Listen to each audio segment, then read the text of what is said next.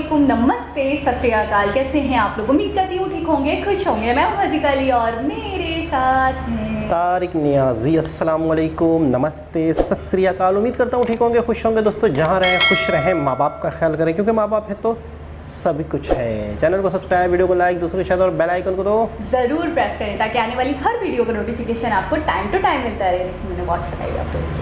सो आज की हमारी वीडियो है साइंस कॉपिंग द हिंदुइज्म। से स्टार्ट करते हैं अपनी वीडियो को। Let's start. ओके गाइस, तो वीडियो का टाइटल है इस science कॉपिंग Hinduism real proof big brand को हिंदी वीडियो। सो स्टार्ट करते हैं। अगर हम पास्ट में देख पाते as far as 3.7 billion years from today, तो हमें लाइफ इमर्ज होते हुए नजर आती है। और आज भी इस धरती पे अराउंड 8.7 मिलियन स्पीशीज एग्जिस्ट करते हैं। एंड काफी लंबे समय तक ना, अराउंड 1800 तक इंसान कंफ्यूज था इस चीज को लेके कि इस धरती पे लाइफ की शुरुआत कैसे हुई। और इस सवाल का जवाब एक थियरी डोमिनेट किया करती थी जिसे हम कहते हैं द क्रिएशनिज्म थियरी। अब क्रिएशनिज्म बेसिकली एक रिलीजियस बिलीफ है जिसमें ये माना जाता है कि ये पूरा यूनिवर्स जो है इसे एक सुपीरियर पावर ने क्रिएट किया है। The people who believe in this theory are called creationist and they are found in all religions. अब 1859 में क्या हुआ कि चार्ल्स डार्विन की एक किताब आती है जिसका नाम होता है द ओरिजिन ऑफ स्पीशीज। ये किताब बहुत फेमस हो जाती है बिकॉज इस बुक में डार्विन ने द थियरी ऑफ एवोल्यूशन को प्रपोज किया। To sum it up in one line, Darwin ने इस किताब में कहा कि देखो भैया, ये जितने भी स्पीशीज है ना इस दुनिया में, हम सब एक कॉमन एंसेस्टर से आए हैं एंड अपने अपने नेचुरल कंडीशंस के अनुसार हम इवॉल्व हुए हैं। इस थियरी की वजह से चार्ल्स डार्विन को the father of modern biology माना जाता है। लेकिन मेरा एक प्रश्न है कि क्या एवोल्यूशन का कॉन्सेप्ट सिर्फ 163 इयर्स पुराना है? What if I tell you कि डार्विन की ये बुक आने से हजारों साल पहले इंडियन सेजेस ने एवोल्यूशन के कॉन्सेप्ट को डिस्कवर कर लिया था, आइडेंटिफाई कर लिया था। और आज इस थोड़े से कॉन्ट्रोवर्शियल लेकिन बहुत ज्यादा इंटरेस्टिंग वीडियो में हम उसी टॉपिक पर बात करेंगे एंड डार्विन की theory of evolution and Vishnu ji के दशावतार्स के बीच का रेजेम्बलेंस जानने की कोशिश करेंगे। तो क्या डार्विन थियरी ऑफ एवोल्यूशन के रूट्स वेद पुराणों से भरपूर हमारे इंडिया से जुड़े हैं? जानने के लिए कीप वॉचिंग दिस वीडियो।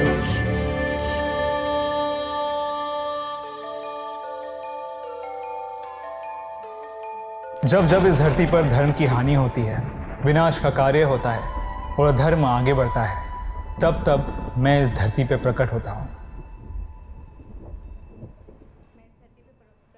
ये शब्द श्री कृष्ण ने कुरुक्षेत्र वॉर शुरू होने से पहले अर्जुना से कहे थे, referring to his incarnations on this earth. और कई पुराणों में दशावतार के बारे में लिखा गया है। Dashavatar literally means 10 incarnations of Lord Vishnu. Matsya Avatar से शुरू होकर कल्कि अवतार पे खत्म होने वाली इस इनकारनेशन की लिस्ट में कई सारे मॉडर्न इंटरप्रेटर्स ने अपना इंटरेस्ट दिखाया है and the only reason is its resemblance with the Darwin theory of evolution. You know, कुछ 1400 साल पहले तमिलनाडु के महाबलीपुरम में एक पिलर पे विष्णु जी के 10 अवतार कार्व किए जा रहे थे एंड जब भी हम दशावतार के बारे में बात करते हैं तो वो सारे अवतार इस धरती पे एक ऑर्डर में आए थे। तो उस स्कल्पचर ने कार्विंग करते वक्त उस ऑर्डर को गलती से डिसरप्ट कर दिया एंड बिकॉज ऑफ दैट वो आज तक नहीं बन पाया। It is still undone. तो इससे हमें पता चलता है कि जो इनकारनेशन की ऑर्डर है वो हमारे पूर्वजों के लिए बहुत ज्यादा इंपॉर्टेंट थी। लेकिन ऐसा क्यों है? And this is the point when the Darwin theory of evolution start resembling the Dashavatars. तो देखो, डार्विन थियरी ऑफ एवोल्यूशन में ये कहा गया है कि एक ऑर्गेनिज्म, एक जीव जनरेशन आफ्टर जनरेशन इवॉल्व होता है। वो फिजिकल और बिहेवियरल ट्रेट को इनहेरिट करता है जिसकी वजह से वो नेचर में अडेप्ट कर पाता है, सर्वाइव कर पाता है।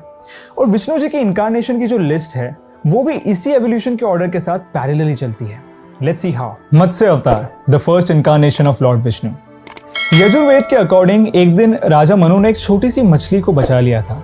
He was unknown of the fact that वो छोटी सी मछली इज लॉर्ड विष्णु हिमसेल्फ। तो इस जेनरोसिटी के बदले उस मछली ने राजा मनु को आने वाले विनाशकारी प्रलय के बारे में सूचित कर दिया और उन्हें एक नाव बनाने की एडवाइस भी दी। और यही नहीं, प्रलय के दिन उस मछली ने राजा मनु की नाव को अपने हॉर्न से बांध के उसे डूबने से बचाया। तो इस समय लॉर्ड विष्णु ने मत्स्य अवतार लेके हयग्रीवसूरा को हराया और उनसे चुराए गए 4 वेदास को वापस लेके राजा मनु को दे दिया। अब विष्णु जी का ये लेजेंडरी अवतार एक एक्वेटिक लाइफ फॉर्म है और डार्विन ने भी यही कहा था कि इस धरती पे सबसे पहला लाइफ फॉर्म वाटर बॉडी में फॉर्म होगा। In fact if we dig deeper into this तो हमें पता चलता है कि इस पृथ्वी पे सबसे पहला वर्टिब्रे एक जॉलेस फिश थी। कूर्मा अवतार, the second incarnation of Lord Vishnu.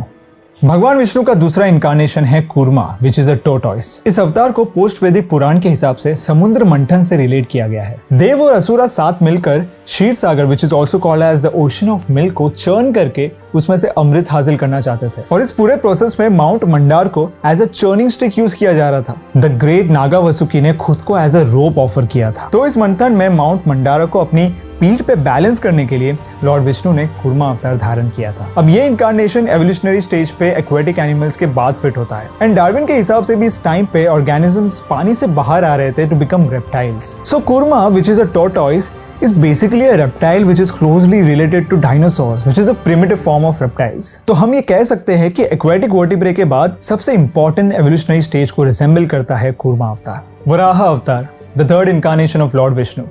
Scriptures के हिसाब से लॉर्ड विष्णु ने वराह अवतार को तब धारण किया था जब हिरण्याक्ष ने देवताओं को सताने के लिए, उन्हें परेशान करने के लिए पूरी पृथ्वी को पानी के अंदर डुबा दिया था। अब इस समय मनु और उनकी वाइफ शतरूपा पृथ्वी पर रह रहे थे, तो इस मुसीबत से बचने के लिए उन्होंने लॉर्ड ब्रह्मा से प्रार्थना की। लेकिन प्रॉब्लम यह थी कि लॉर्ड ब्रह्मा ने हिरण्याक्ष को वरदान दिया था कि उसे ना कोई इंसान हरा पाएगा, ना कोई देवता, ना कोई असुरा और ना कोई जानवर। तो इस मुसीबत से दुनिया को बचाने के लिए लॉर्ड विष्णु ने वराह अवतार लिया था, क्योंकि हिरण्याक्ष ने वरदान मांगते वक्त सारे एनिमल्स का नाम लिया था सिवाय, you guessed it right, a boar. So finally this incarnation of Vishnu ji fought and defeated Hiranyaksh and saved the earth. अब बोर एक जमीन पर चलने वाला मैमल है और एवोल्यूशनरी स्टेज पे भी रेप्टाइल्स के बाद एक मैमल आता है, एक ऐसा जीव जो जमीन पर चलता है, रहता है। Narasimha, the fourth incarnation of Lord Vishnu. Varaha अवतार लेकर विष्णु जी ने हिरण्याक्ष को मार गिराया था।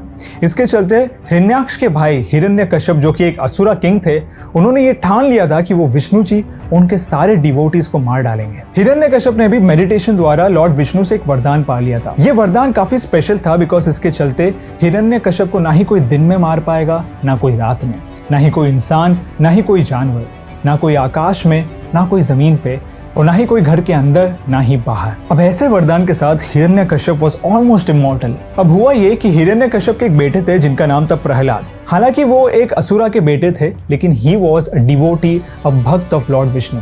जैसे हिरण्यकश्यप को ये बात पता चलती है, उनको बहुत बुरा लगता है। वो गुस्से में आके ये ठान लेते हैं कि वो अपने बेटे को मारेंगे, और तब अपने भक्त प्रहलाद को बचाने के लिए लॉर्ड विष्णु एक ऐसा रूप धारण करते हैं which has a head of a lion and a body of a man. Narasimha अवतार लेके लॉर्ड विष्णु हिरण्यकश्यप से लड़ते हैं, उसे हराते हैं, उसे मार देते हैं। स्क्रिप्चर्स के हिसाब से Hiranyakashyap was killed at a point of dusk. ना ही दिन थी ना रात। He was killed at the lap of Vishnu. ना ही आसमान में ना जमीन पे। His death took place at the threshold of the palace. ना ही घर के अंदर ना बाहर। And he was killed by the lord's hand, not a weapon. अब नरसिम्हा एक ऐसा इनकारनेशन है जो ह्यूमन एवोल्यूशनरी स्टेज के सबसे इंपॉर्टेंट और मिसिंग लिंक को रिसेंबल करता है। क्योंकि ये इनकारनेशन आधा इंसान है और आधा जानवर है, ये हमारे और एप्स के बीच के ट्रांजिशन को रिसेंबल करता है। वामना अवतार, the fifth incarnation of Lord Vishnu. इस स्टेज के बाद दशावतार ने ह्यूमन एवोल्यूशन को डिपिक्ट करते वामना को मेंशन किया है। वामना एक संस्कृत वर्ड है विच मीन्स ड्वार्फ। भगवान विष्णु का यह अवतार धरती पर तब प्रकट हुआ था जब डीमन किंग महाबली ने पूरे ब्रह्मांड को अपने कब्जे में लाकर देवताओं को ऑलमोस्ट पावरलेस बना दिया था। So to humble the mighty king, Vishnu ji incarnated as a dwarf holy man. तो वामन अवतार लेके विष्णु जी बलि के राज्य में भिक्षा मांगने गए। जब उनसे पूछा गया कि उन्हें क्या चाहिए, तो उन्होंने कहा मुझे 3 स्टेप से कवर होने वाली जमीन चाहिए। बलि ग्रांटेड हिम द विश, लेकिन जैसे ही बलि ने इस विश को ग्रांट किया, वामन अवतार का साइज बढ़ने लगा। उनका आकार इतना बढ़ गया कि उन्होंने पहले 2 कदमों से ही धरती और स्वर्ग को अपने अंडर ले लिया। King Bali was humbled by the mighty Lord. And जब वामन अवतार ने बलि से पूछा कि वो अपना आखिरी स्टेप कहाँ रखे, इस पर बलि ने सरेंडर करते हुए अपना सर पेश कर दिया। And looking at this, he was made the king of Patal Lok. अब ये अवतार एवोल्यूशनरी स्टेज पे ह्यूमंस के एंसेस्टर्स को रिसेंबल करता है। और अगर फिजिकल कैरेक्टरिस्टिक्स को कंपेयर किया जाए तो ये अवतार होमो फ्लोरोसिएंसिस से मेल खाता है because of the dwarf height. ये इनकारनेशन एनिमल से ह्यूमंस का कंप्लीट ट्रांसफॉर्मेशन को डिनोट करता है और ह्यूमन बींग्स में इंटेलिजेंस की शुरुआत भी है। Parashurama, the sixth incarnation of Lord Vishnu. Lord Vishnu के 6th इनकारनेशन है परशुरामा। पशु मीन्स एक्स। इस विष्णु अवतार को बहुत ही फ्यूरियस माना जाता है। परशुरामा ऋषि जामदग्नि और रेणुका के बेटे थे and he was known for his ex and his anger. उनका नेचर इतना फ्यूरियस था कि उन्होंने अपने पिता के कहने पे अपनी माँ का सर काट दिया था without letting any emotions in his way. और सिर्फ इतना ही नहीं, उन्हें क्षत्रिय कुल का विनाशकारी भी कहा जाता है बिकॉज उन्होंने अपने पिता के डेथ का बदला क्षत्रिय क्लैन के सारे मेल्स को मार के लिया था फॉर 21 सक्सेसिव टाइम्स। अब ये इनकारनेशन थियरी ऑफ एवोल्यूशन के सर्वाइवल ऑफ द फिटेस्ट को डिपिक्ट करता है। और अर्ली स्टोन एज मैन के ट्राइबल मेंटालिटी को रिसेंबल करता है। इस अवतार को हमेशा एक एक्स के साथ देखा जाता है और ये एक्स स्टोन एज टूल्स को डिपिक्ट करता है। अब देखो, परशुराम अवतार तक हम होमो सेपियंस पूरी तरीके से डेवलप हो चुके थे और डार्विन की जो थियरी ऑफ एवोल्यूशन है वो यहीं आके रुक जाती है। But Indian sages had more to offer to this world. अब यहाँ से आगे के जो अवतार्स हैं वो ह्यूमंस के फिजिकल एवोल्यूशन को नहीं बल्कि सोशल और फिजियोलॉजिकल एवोल्यूशन को रिजेंबल करते हैं, एनलाइटमेंट की तरफ हो रही जर्नी को रिप्रेजेंट करते हैं।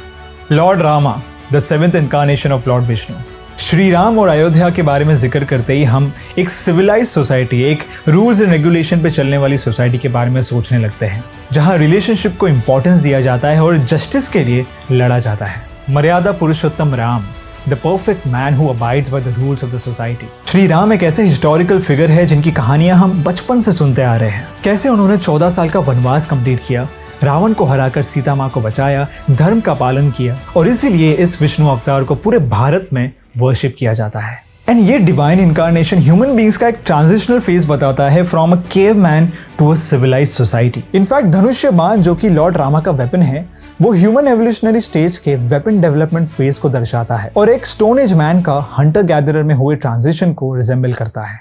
Balarama, the 8th incarnation of Lord Vishnu. 10 अवतार के लिस्ट में श्री राम के बाद आते हैं बलरामा, जो कि हैं श्री कृष्ण के बड़े भाई। उनको पूरे इंडिया में एग्रीकल्चर से एसोसिएट किया जाता है। इनफैक्ट उनका वेपन भी एक प्लाव है which highlights his significance in the farming community of India. ये इनकारनेशन बहुत ही ग्रेसफुली एक हंटर गैदरर मैन का फार्मर में हुए ट्रांजिशन को रिसेंबल करता है और एग्रीकल्चर रेवोल्यूशन की वजह से ही ह्यूमन सिविलाइजेशन ने नई हाइट्स एक्वायर की है और इसीलिए होमो सेपियंस में ये सोशियोलॉजिकल एवोल्यूशनरी स्टेज बहुत मायने रखता है। Shri Krishna, the 9th incarnation of Lord Vishnu. Following his elder brother in line arrives the 9th avatar of Lord Vishnu, Shri Krishna. तो जैसे इंसानों ने फार्मिंग शुरू की, जमीन के टुकड़ों को अपनी जागीर समझने लगे, मटेरियलिस्टिक बन गए and at the same time इंसानों को कई सारे फिलोसॉफिकल कॉन्सेप्ट्स पता चले जैसे कि लव, हेटरेड एंड पॉलिटिक्स। तो बेसिकली लॉर्ड कृष्ण का अवतार हमें इन सब फैक्टर्स के बारे में एक डीपर अंडरस्टैंडिंग देता है by finding the right balance between them. जैसे कि हमने महाभारत में देखा, श्री कृष्ण एक स्टेट्समैन और एक पॉलिटिशियन दोनों की भूमिका निभा रहे थे। He portrays sure intelligence and warfare skills, जिसकी वजह से उन्होंने अर्जुना को कुरुक्षेत्र वॉर में गाइड किया था। In fact Bhagavad Gita stresses on the importance of a politically well versed society. Lord Rama is considered as a perfect man and lord Krishna is considered as a practical man. मैं आपसे कहना चाहता हूँ कि ये लिस्ट ऑफ इनकारनेशन जो हम इस वीडियो में डिस्कस कर रहे हैं वो विष्णु पुराण और भगवत पुराण के अकॉर्डिंग है एंड इस स्क्रिप्चर्स के हिसाब से Balarama is considered to be the 8th avatar of Lord Vishnu. लेकिन कुछ ऐसे भी स्क्रिप्चर्स हैं जो कृष्ण को 8 और गौतम बुद्धा को 9th अवतार मानते हैं। तो कहने का ये मतलब है कि स्क्रिप्चर्स और बिलीफ के अकॉर्डिंग ये लिस्ट चेंज होती रहती है। इसके 2 या 3 वर्जन्स हैं। देखो, हम ह्यूमंस ने यही तक एवोल्यूशन को विटनेस किया है, लेकिन हमारे एंसेस्टर्स ने एक और स्टेज को प्रेडिक्ट किया है। हम अभी एक एडवांस सिविलाइजेशन में रह रहे हैं, हंटर गैदरर से फार्मर, फार्मर से सिविलाइज्ड मैन। अब सिविलाइज्ड मैन से आगे क्या? हमने पैसा कमाया, जमीन खरीद ली, उसके लिए लड़ लिया, झगड़ लिया, अब आगे क्या? तो स्क्रिप्चर्स के अकॉर्डिंग जब इस धरती के सारे इंसानों का मन जेलसी, हेट्रेड, लस्ट से भरा होगा, बुराई अपने पीक पे होगी और धर्म का नामो निशान मिट जाएगा, तो उस समय विष्णु जी अपने 10वें अवतार यानी कल्कि अवतार में जन्म लेंगे। वो अपने सफेद घोड़े पे राइड करते हुए आएंगे और अपनी लेजर लाइक स्वॉर्ड से इस पूरी दुनिया का विनाश कर देंगे, marking the end of the कलयुग। और फिर कल्कि अवतार काल के चक्र को घुमाकर सत्य युग से इस ब्रह्मांड की शुरुआत करेंगे। अब डार्विन की थियोरी तो इस स्टेज को एक्सप्लेन नहीं कर पाती है, लेकिन एक चीज तो बहुत ऑब्वियस है कि जिस तरीके से इस अवतार को प्रेडिक्ट किया गया है हमारे पूर्वजों द्वारा, it is going to be genetically different and superior than Homo sapiens. And also looking at the kind of power this avatar will have, it feels like ये technologically भी हमसे काफी एडवांस होगा। तो आज हमने क्या सीखा? हमने ये सीखा कि कैसे जो डार्विन की थियोरी ऑफ एवोल्यूशन है जो 163 इयर्स पहले आई थी, उसको हमारे पूर्वजों ने कितने हजारों साल पहले ही डिस्कवर कर लिया था। एक तरफ ये इंटरप्रिटेशन कितना ऑब्वियस लगता है, लेकिन दूसरी तरफ कुछ लोग ऐसे भी हैं जो डार्विन की थियोरी और दशावतार्स के कनेक्शन को नहीं मानते due to some minute reasons. उनमें से एक रीजन है मत्स्य अवतार का ह्यूमंस के साथ इंटरैक्शन। जब एवोल्यूशनरी स्टेज ही सिर्फ एक्वेटिक लाइफ फॉर्म तक सीमित था, तो इंसान का वहां होना कैसे रिकॉर्डेड है? तो ऐसे सवालों के साथ इस इंटरप्रिटेशन को इनवैलिड कहा जाता है। लेकिन हमें ये नहीं भूलना चाहिए कि Indian scriptures like Ramayana and Mahabharata के साइंटिफिक और स्पिरिचुअल दोनों एस्पेक्ट होते हैं जो हमारी वे ऑफ थिंकिंग को बेटर करने में हमारी मदद करते हैं। और बिल्कुल इसी तरह हमें दशावतार के स्पिरिचुअल सिग्निफिकेंस और साइंटिफिक रिजेम्बलेंस दोनों को कंसिडर करना चाहिए so that we open our minds to new learning and experience. तो इस माइंड बॉगलिंग टॉपिक पर मैं और हमारी पूरी टीम आपके व्यूज जानना चाहते हैं, तो अपने व्यूज को कमेंट्स द्वारा हमें बताइए। इस वीडियो को लाइक कीजिए, दोस्तों के साथ, फैमिली मेंबर्स के साथ शेयर कीजिए, बिकॉज नॉलेज जो है ये शेयर करने से बढ़ती है। I'll see you in the next video. Till then, keep watching Big Brain Co.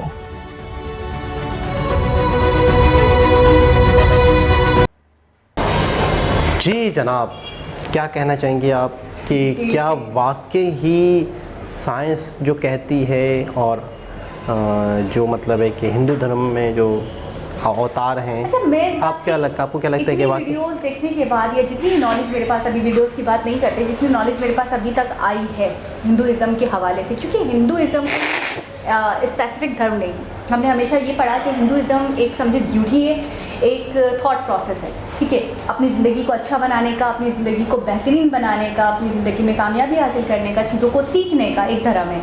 और मैंने हमेशा देखा है कि जो नॉलेज बाद के लोगों के पास आई है, जो नॉलेज वेस्टर्न के लोगों के पास आई है, वो बेशक उनके पास आई हो, बेशक उनके सर चला गया हो ये सहरा कि इन्होंने ये इन्वेंट किया या इन्होंने ये नॉलेज दी है, इन्होंने ये बुक लिखी है, इसके अंदर ये बताया, लेकिन उससे कई सौ साल पहले हिंदुइज्म में वो चीज़ें बता दी गई थी उनके लॉर्ड्स की तरफ से, उनके लोगों की तरफ से, उनके फिलोसफर्स की तरफ से, उनके वेदों की तरफ से कि जी ये ऐसी चीज़ें होती हैं। ग्रेविटेशन के हवाले से मुझे आज भी याद है वीडियो कि ग्रेविटेशन का सहरा जाता है न्यूटन के साथ, लेकिन ग्रेविटेशन का भी जो भी नॉलेज था, जो भी चीज़ें थी, वो आचार्यास के हवाले से मुझे याद आ रही है, एक वीडियो थी, तो उन्होंने पहले ही बता दिया था। ग्रेविटेशन के हवाले से बहुत सारे, शून्य के हवाले से हमने सुना कि ज़ीरो इन्वेंट ही इन्होंने किया था, फिज़िक्स में बहुत काम किया, केमिस्ट्री में बहुत सारा काम देखने को मिला हमें।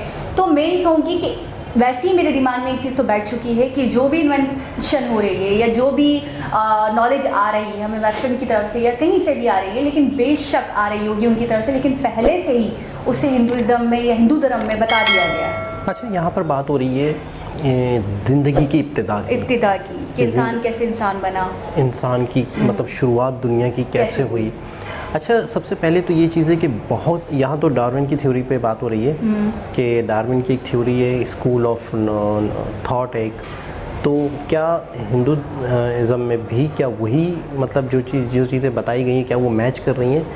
तो कई लोग तो ये भी कहते हैं कि डार्विन की अपनी थ्योरी गलत है, सही। कई लोग तो डार्विन की थ्योरी को मानते ही नहीं है, उसको इस तरह से कहते हैं वो कि अगर ऐसा होता कि हम आहिस्ता आहिस्ता इंसान बने हैं, हम तब्दील होते गए हैं, हम पहले एक रेप्टाइल थे, हम समंदरी मखलूक थे, फिर उसके बाद हम खुश्की पे आए, फिर हमारा वजूद चेंज हुआ ज़रूरत के हिसाब से। डार्विन कहता है कि मिसाल के तौर पे सांप थे किसी ज़माने में ज़्यादा, तो सांप रेंगता है, सांप के पैर थे, प्रॉपर सांप चलता था, फिर सांप ने चलना कम कर दिया, रेंगना शुरू कर दिया, तो आहिस्ता आहिस्ता सदियों लगी कि उसके पैर ही ख़त्म हो गए उनकी आने वाली नस्ल में। डार्विन ये कहता है। तो कुछ लोग ये कहते हैं कि इसका मतलब ये है कि अगर एक इंसान जो काम करता है, एक इंसान सिलाई मशीन पे काम करता है, एक हाथ चलाता है, तो क्या आने वाली नस्लों में उसका एक हाथ बड़ा होता जाएगा? मतलब बहुत सारे लोग ऐसे हैं स्कूल ऑफ जो ऑब्जेक्शन करते हैं, वो कहते हैं कि क्या इस तरह हो तो फिर इंसान की जो नस्ल होती है, जो उसकी जॉब होती है, जो उसका काम होता है, जो उसका पेशा होता है, तो क्या उसकी आने वाली नस्लों में वो दिखता है क्या? मतलब कुछ लोग तो ऐसे भी हैं जो डार्विन के अगेंस्ट भी। हाँ, मतलब उससे मुत्तफिक नहीं है, उसकी थ्योरी से मुत्तफिक नहीं है, और एक थ्योरी है, यानी कि ये उसकी तरफ स्कूल ऑफ थॉट। हाँ बिल्कुल, उसका थॉट है, उसकी सोच, लेकिन बहुत वैल्यू रखता है। और दूसरी बात ये, अभी बात ये नहीं कर रहे कि वो सही है या गलत है, अभी बात ये कर रहे हैं कि कितना मतलब मिलता है, ठीक है। जो हिंदुइज्म में जो चीज़ें बताई गई हैं अवतार के हवाले से, अच्छा अवतार मुझे इतना डिटेल में नहीं पता था, ये मैंने आज पहली बार, नरसिम्हा का मैंने सुना था शायद, और वो मछली वाला, वो दो तो मैंने देखे थे 1-2 वीडियोस में, बाकी मुझे इतने डिटेल में नहीं पता था कि इतने अवतार थे लॉर्ड विष्णु के, और उनमें 10 अवतार थे, जिनमें से अभी कुछ आएंगे भी ना, कुछ आ चुके हैं, कुछ कल की अवतार अभी आएगा, ठीक है। तो जब जब दुनिया में कोई मसला होता है, कोई चीज़ बहुत ज़्यादा मतलब बुरा होता है, बुराई ज़्यादा मतलब उभरती है, मैं जितना समझ पाई हूँ, तो लॉर्ड विष्णु का कोई ना कोई अवतार आता है और आया है। अच्छा, एक चीज़ वैसे मतलब थोड़ी सी हैरत अंगेज़ है कि जो तरतीब है ना, वो बड़ी मैच वो एक बहुत ही ज़्यादा अपने आप में एक अमेजिंग है। यानी कि यूँ समझ लें कि ज़िंदगी की इब्तिदा बता रही है, फिर ज़िंदगी का अगला दौर बता रहा है कि किस तरह की ज़िंदगी, ट्राइबल दौर होता था, फिर किस तरीके से इंसान सिविलाइज हुआ, किस तरीके से इंसान की ज़िंदगी में खेती बाड़ी वाला मामला शुरू हुआ, फसलें उगाने वाला शुरू हुआ।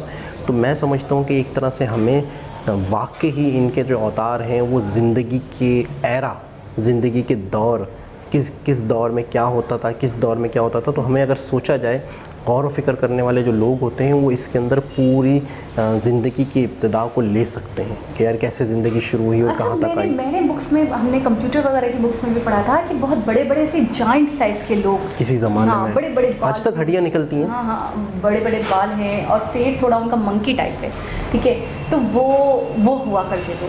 उसके बाद मैंने देखा कि कंप्यूटर में पूरी डायग्राम थी कंप्यूटर की बुक में कि पहले वो झुक कर चल रहे हैं चारों हाथ पर पैर से, फिर वो थोड़ा सा सीधे हुए हैं, फिर वो और सीधे हुए हैं, फिर वो इंसानी उसमें छवि में आ रहे हैं, शक्ल में आ रहे हैं, और उसके बाद बनते बनते बनते बनते वो समझे बंदर से इंसान बन गया है। डार्विन की थ्योरी ये है, यही है। तो अभी जो मैंने अवतार देखे कि कहीं पे कंप्लीट इंसान नहीं दिखा। पहले स्टार्टिंग में आपने देखा कि मछली था, फिर उसके बाद आधा वो नरसिम्हा में आपने देखा कि सर था शेर का और नीचे से बॉडी इंसानी थी, यानी आधा जानवर आधा इंसान। तो मतलब इन चीज़ों को अगर हम रिलेट करें तो वही बात सामने आ रही है, वही मतलब निकल कर आ रहा है, वही जो हमने पढ़ा है, वही एक इमेज मेरे सामने घूम गई थी यकीन करिए ड्यूरिंग द वीडियो कि यार ये तो ऐसे ही हो रहा है कि बनते हुए दिख रहा है कि इंसान कैसे इब्तिदा हुई और कैसे उसकी स्टेजेस बोल सकते हैं हम, स्टेजेस ऑफ लाइफ लिखी हैं कि पहले वो ऐसा था तो उनका अवतार भी वैसे ही था, फिर उसके बाद वो ऐसा हुआ तो उनका अवतार जो दूसरा अवतार है उसके अंदर भी रिजेम्बलेंस वही है, फिर थर्ड टाइम में जो उनका थर्ड अवतार है उसकी भी रिजेम्बलेंस वही है, यानी कि वही मिलता जुलता वैसे ही है।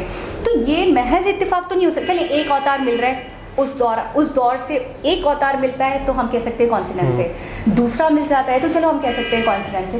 लेकिन सारे के सारे अच्छा एक जगह पे आगे तो उन्होंने ये भी कह दिया कि डार्विन ने इससे आगे नहीं बताया, इसके आगे तो वो खुद चुप हो गए, खामोश हो गए, वो कुछ नहीं पेश कर पाए, लेकिन इससे आगे हम आपको बता दें क्योंकि हमारे पूर्वज बता के जा चुके हैं। और उससे आगे भी काफ़ी अवतार उन्होंने, जो एक दो अवतार बताए वो तो डार्विन ने नहीं बताए थे, वो उन्होंने खुद बताए। और आखिरी कल की अवतार के बारे में जो फ्यूचर में आने वाला है उसका भी उन्होंने जिक्र किया और उन्होंने बोला ये भी हमारे पूर्वज हमें बता चुके हैं, जबकि इसका कोई कॉन्सेप्ट अभी नहीं मिलता उनकी तरफ से। लेकिन मैं कहता हूँ मुझे ऐसा लग रहा है कि इस पे तो मज़ीद रिसर्च, मज़ीद मतलब है कि इसको समझने की ज़रूरत है और मज़ीद राज खुल सकते हैं इस पर। तो एक इन्फॉर्मेटिव कह सकता हूँ वीडियो थी, बहुत ही ज़बरदस्त, जिससे हमें बात मालूमात मिली। दोबारा किसी और वीडियो से आपसे मुलाकात होगी, जब तक के लिए अल्लाह हाफ़िज़।